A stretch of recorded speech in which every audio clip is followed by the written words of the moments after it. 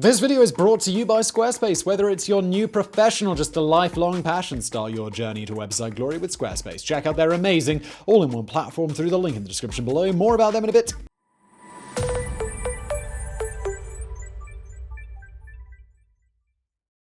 Not exactly a microstate, certainly not a superpower, the Grand Duchy of Luxembourg was founded in 963 AD and became fully independent only in 1867. The constitutional monarchy has a surface area of 2,586 square kilometers, that's about half of Delaware, or almost 3 Singapores. It's home to a population of 628,000 people who enjoy a per capita GDP of $105,000. By that per capita standard, Luxembourg is the 5th wealthiest country in the world.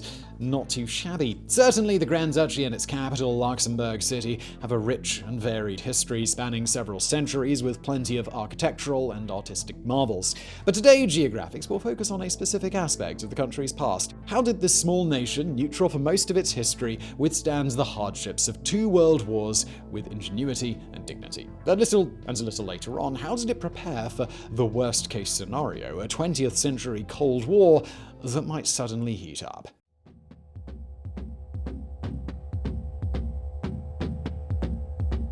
In both world wars, Luxembourg had the dubious honor of being Germany's revolving door into France. Let's start with World War I. The very first engagement of the German Imperial Army did not involve the Russians or the French, but the small town of Troyes in northern Luxembourg. After the Austro-Hungarian Empire declared war on Serbia on the 28th of July 1914, a tragic Rube Goldberg machine of alliances was set into motion. At the end of that chain of events, you had Germany violating the neutrality of Belgium and Luxembourg to invade France. On August the 1st, German troops on the border were ready to attack, while Berlin was making a last attempt to keep Britain out of the war. Orders were issued to wait, but the 69th Infantry Regiment was not informed. At 7 p.m., 16 German soldiers occupied the small train station of Troyes, destroyed the telegraph, and tore up 150 meters of railroad track. A Luxembourger gendarme showed up, livid. He protested to the Germans that they had invaded neutral territory. The commanding officer replied, "We know, we've already taken your capital, and if you say another word, you will be shot." But in truth, nobody had taken anybody's capital, and at 8:30 p.m. the 16 soldiers were recalled into Germany. The Luxembourgish Prime Minister Paul Eyschen had heard about the invasion, and so he sent a telegram to Berlin demanding respect for the neutrality of the Grand Duchy. But it must have gone into the spam folder, because the very next day the German army invaded for real. Grand Duchess Marie Adelaide, Luxembourg's head of state, commanded her troops to stand down. All 400 of them. The capital was taken without bloodshed. Paul Eyschen called for calm on the part of the population to avoid reprisals, but Luxembourgers did not just welcome the Germans with open arms. When Kaiser Wilhelm established his military headquarters in Luxembourg for the first month of the war, apparently he complained that citizens never saluted him in the street. Very rude. So, on September the 28th, Wilhelm decided to leave. As his motorcade left the capital, it was supposedly targeted with fire by sharpshooters. Sharp enough to kill several troops, but not quite enough to hit the Kaiser. Contemporary journalists suspect this story to be wartime propaganda, which it may very well be. But it is telling of how Luxembourgers were ready to replace a cold shoulder with hot lead. Many of those who lived abroad seized the occasion to fight the Germans, even if that meant changing the nationality. Many joined up with the French Foreign Legion, following the example of a gentleman named François Schweisel, a citizen of the Grand Duchy who was residing in Paris in August of 1914. When he learned of the occupation, he issued a call to arms for his fellow countrymen. About 500 citizens enlisted in the Foreign Legion. Many of them, like the 7th Company, distinguished themselves in that hell on earth called the Battle of the Somme. It has been estimated that about 290 Luxembourgers died in French service. Other expats managed to enlist under different flags, some 250 with Belgium, 12 with Canada, 5 with Britain, and 2 with Italy. Finally, a large contingent joined the war after April 1917. These were some 1,200 American citizens of Luxembourgish ancestry. For most of them, this was the first occasion that they'd ever had to visit the old country.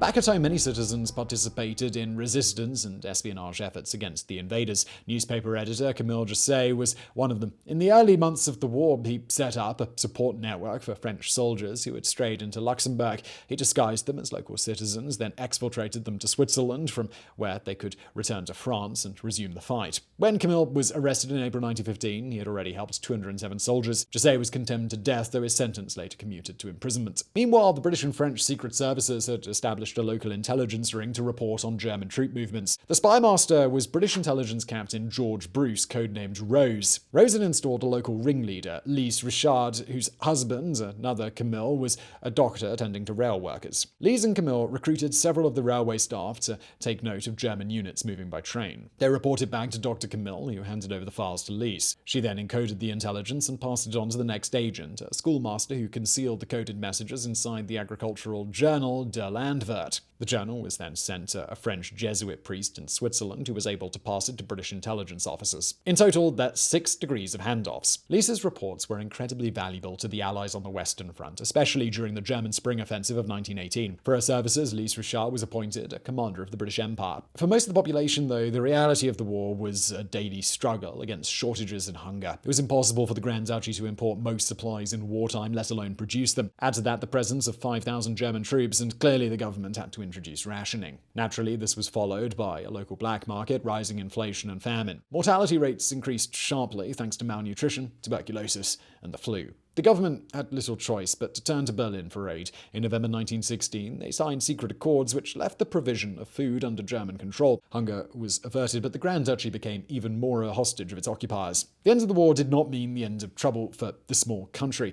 The government and the Grand Duchess had many critics at home and abroad who accused them of being too pro-German. Internal dissenters were also displeased with their conservative policies. Discontent erupted on January 9, 1919, when the army revolted and declared Luxembourg a republic. Only the presence of French troops could restore order and arrest those behind the coup. Meanwhile, France and Belgium had started talks to terminate the Grand Duchy's independence. In their view, Luxembourg should be annexed to Belgium, but the scheme was thwarted thanks to pressure from US President Wilson, who called for the self-determination of peoples in a post-war society. Under domestic and international pressure, Grand Duchess Marie Adelaide abdicated on January 15th, handing over her throne to her younger sister Charlotte. Her status as monarch was confirmed by referendum on September 28, 1919. It was Charlotte and her family who 20 years later had to face the next invasion. Now obviously we're about to have the Nazis roll into town, but before they do, let's have a quick word from our long-time partners over at Squarespace. You know what's great about the summer vacation? Time off. A little bit of R&R. It's the perfect time to spend lying on the beach or in the park, daydreaming about that next project that you want to start. Fortunately, Squarespace gives you every possible tool you might want to make your dream into a reality. Whether it's a small business, a sports blog, creative portfolio, or just a page full of the dankest of memes, it does not matter. If you can dream it, you can build it with Squarespace. If you're looking to get in and out quick without thinking too much about what your website should look like, bam, use one of their quick, beautiful templates to make a website that looks like it was made perfectly for you. Or maybe you're more of a hands-on person, you've got lots of opinions and ideas about what exactly your site should look like. Well, Squarespace gives you lots of customization options so you could make something perfect. And there's also no patches, no technical BS to worry about. Very, very easy. Once you're done setting up your website, tinkering with the design if you're so inclined, there's so many extra features that Squarespace provides so that your website can thrive. Patronage portals, social integrations, member-only areas, analytics, commercial options, 24/7 customer support, everything you need really is in one place. So when you're ready to get started on the next project of yours, big or small, if it involves a website, it's got to be with Squarespace, guys. Right now, you can go to squarespace.com for a free trial, and when you're ready to launch, go to squarespace.com/geographics, and you'll save 10% off your first purchase of a website or a domain. Now, Luxembourg versus Germany round 2.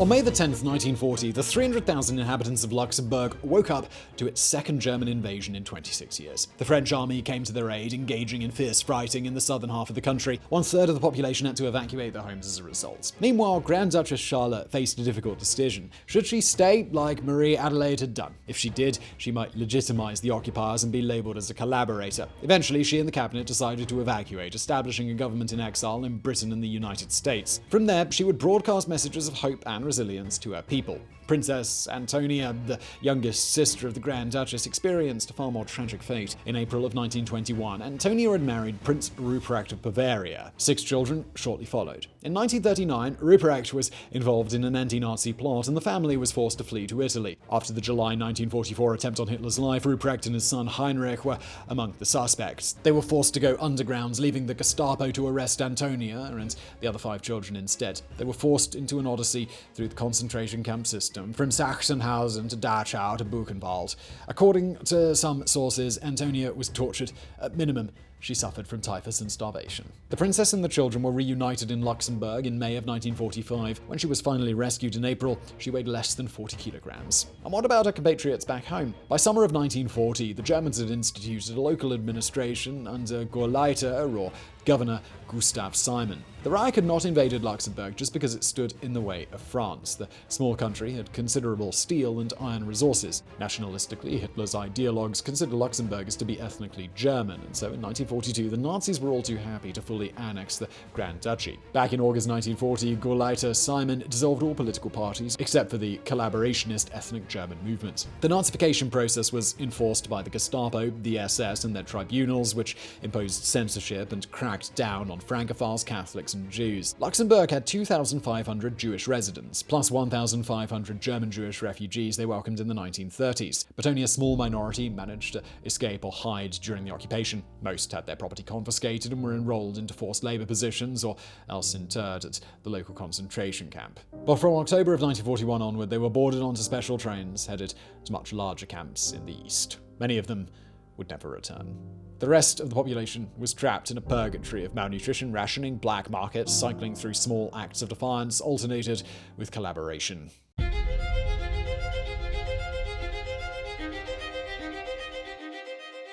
Thanks to the lack of a standing army, an organized armed resistance only occurred sporadically. But resistance movements were formed as early as August 1940. The best known was the Luxembourgian Patriot League, or LPL. Its founders were 21-year-old Raymond Petit, Pastor Theodor Leisch, and Alphonse Radesh. The first goal of the LPL was to convince Luxembourgers not to join the ethnic German movement, the Party of Collaborators. They then collected intelligence on the occupation forces or the movement of troops, which they smuggled to Britain. They also printed flyers in the newspaper The Free Luxembourger. This was edited by Jean-Ferdinand Fischbach.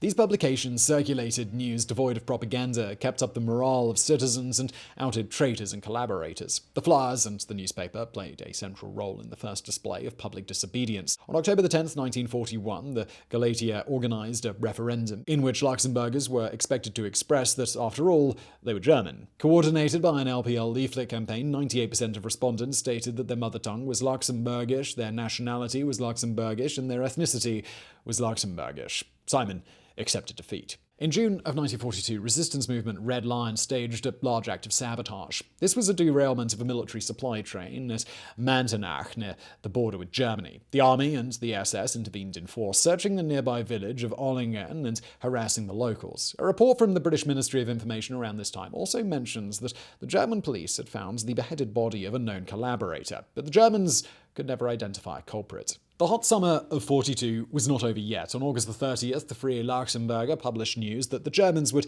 introduce conscription for all males aged 18 to 24. The LPL urged citizens to participate in a general strike as a protest, and the citizens responded. First, the steelworkers, miners, and industrial workers went on strike. Soon after, the teachers, shopkeepers, clerks, and even schoolchildren joined in. The general strike is considered to be the first to occur in a Nazi-occupied country, but it didn't end well. Simon instituted special tribunals which sentenced to death 21 of the strike leaders. The Gestapo retaliated with mass arrests, sending 125 citizens to concentration camps and 240 schoolchildren to indoctrination facilities. Eventually, 11,160 young men were drafted into the Wehrmacht, though not all of them served. As soon as the draft was instituted, a close-knit network of farmers helped hundreds of boys by hiding them in caves and dugouts for the remainder of the war. In 1943 and especially 1944, the brutality of the SS and the Gestapo increased. On one occasion, a young man was executed on the spot for simply flying the Luxembourg flag on his house. In another case, the staff of a college was lined up against a wall and asked to salute Hitler. Those who were too slow to raise their arm were shot. Then the death squad counted each survivor. 1, 2, 3... Then the fourth person in line was immediately killed. By the spring of 1944, the staff of the LPL newspaper had been almost wiped out. Editor Fischbach knew his arrest was imminent. One day in mid-April, he hastily left his office and nearly bumped into the Gestapo agents that were sent to arrest him. Luckily, they didn't recognize him. Fischbach went into hiding, and in 2 weeks' time, the new issue of the Free Luxembourger was out. To resist the onslaught, the LPL, the Red Lion, and 6 other resistance outfits joined forces, forming the Union of Freedom Organizations, also known as Union. But the days of German occupation were numbered. In September of 1944, Allied tanks came rolling into the capital, accompanied by Prince Consort Felix and hereditary Grand Duke Jean. German forces continued to resist in the north until mid-November, when 250 partisans fought a bitter battle at Vanden Castle, routing 250 Waffen-SS. The Germans reoccupied the north after the Ardennes offensive, and Luxembourg was liberated after the Battle of the Bulge in January of 1945. As in other freed nations, reprisals ensued. Resistance members rounded up those accused of treason and collaboration. Men were publicly beaten up, then sent to prison camps to await trial. Young women deemed to be too friendly with the Germans had their heads shaved and walked through town in shame. As described by a local young girl, it was a brutal and very sad act.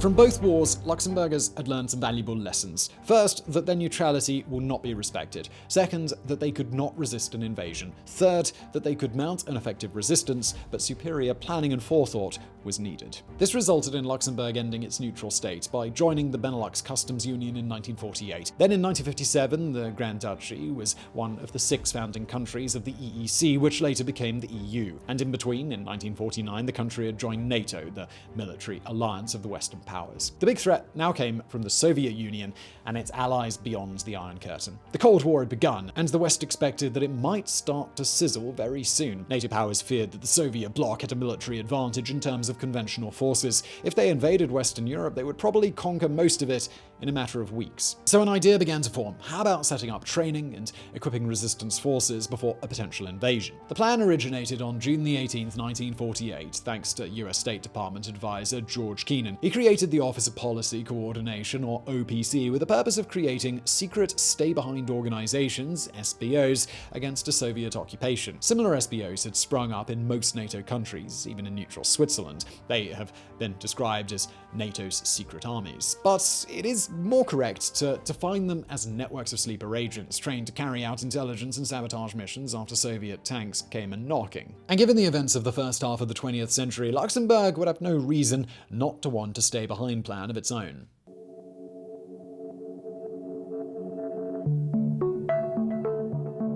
In November of 1956, the Soviets crushed an uprising in Hungary, which caused some concern in the West. So, on February 5, 1957, the head of the Luxembourgian military intelligence formally initiated plans to create an SBO in the Grand Duchy. Then, in April of 1959, the country joined the Allied Co-ordination Committee, the NATO office overseeing SBOs. Finally, on July 30, 1960, a new secret service was created. The Service de Renseignement de l'État, or SRE, was placed under the direct control of the Minister of State, in other words, the head of the Luxembourg government. The SRE was tasked with recruiting, training, and coordinating the members of Luxembourg's stay-behind organization. The ideal candidates were married citizens of good reputation and without a criminal record, even better if they were not part of the Army Reserve. Army reservists were more likely to be interned by Soviet invaders from the start. Also, their equipment should ideally provide a justifiable excuse as to why the recruits disappeared for training. Drills took place once a week for a period of 2 years. The SRE taught recruits how to gather intelligence on the invaders, how to perform recon on enemy targets, and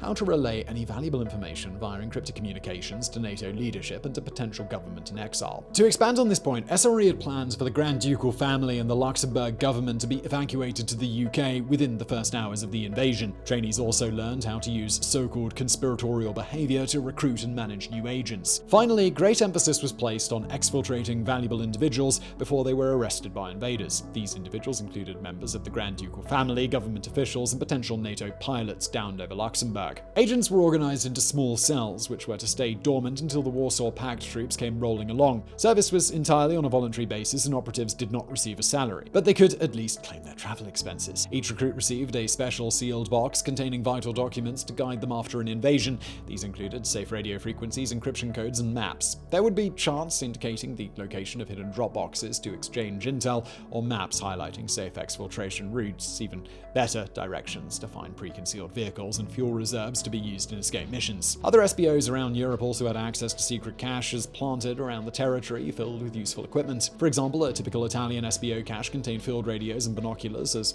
well as more bellicose goodies: knives, handguns, submachine guns, sniper rifles, hand grenades, and more. Phosphorus bombs, plastic explosives, mortars, even 57mm field guns. But Luxembourgers did not enjoy such an arsenal. In fact, they weren't even trained in the use of firearms. arms. Their brief did not require them to actively fight the invaders. This would be the exclusive preserve of the Army's special forces. But there was an exception. Luxembourgers exiled in the UK could volunteer to be trained by MI6 and the SAS in combat, infiltration, and sabotage. These newly formed clandestine action groups would then be paradropped back into Luxembourg. The Cold War never deflagrated in Europe, and so all European SBOs were disbanded shortly after the fall of the Berlin Wall in 1989. Eventually, every SBO in Europe was revealed to the public.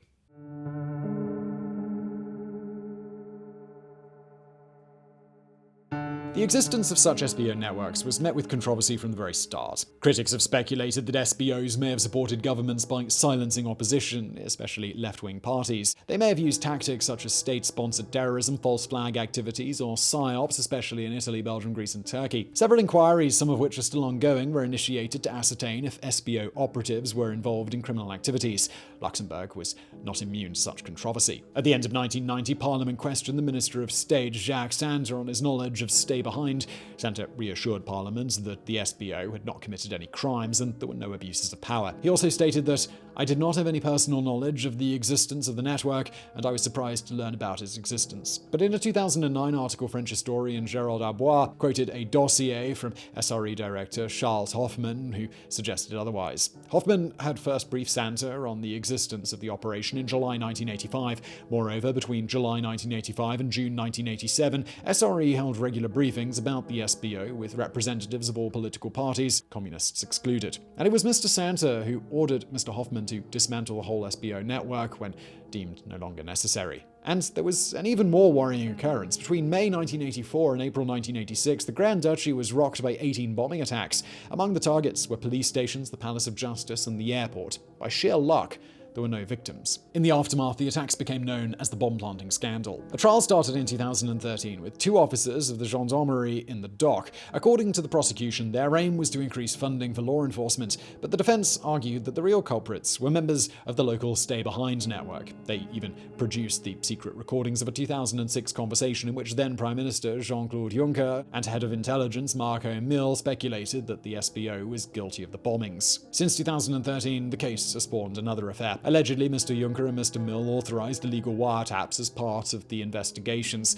The resulting scandal prompted Juncker to resign after 19 years in office. As of 2021, neither case has been solved. Nonetheless, it's difficult to wholly scrutinize preemptive countermeasures like the SBOs, particularly in countries like Luxembourg, which have few conventional resources to repel ground invasions. If the last century has taught us anything, it's that the spirited Luxembourgers are capable saboteurs when their backs are against the wall. Yes, the Grand Duchy of Luxembourg may be a quote-unquote small player, often ignored by sweeping historical accounts, but Luxembourg is certainly an entity that has proven its worth thanks to its people's endurance, ingenuity, and resilience. So I really hope you found this video interesting. If you did, please do hit that thumbs up button below. Don't forget to subscribe, and as always, thank you for watching.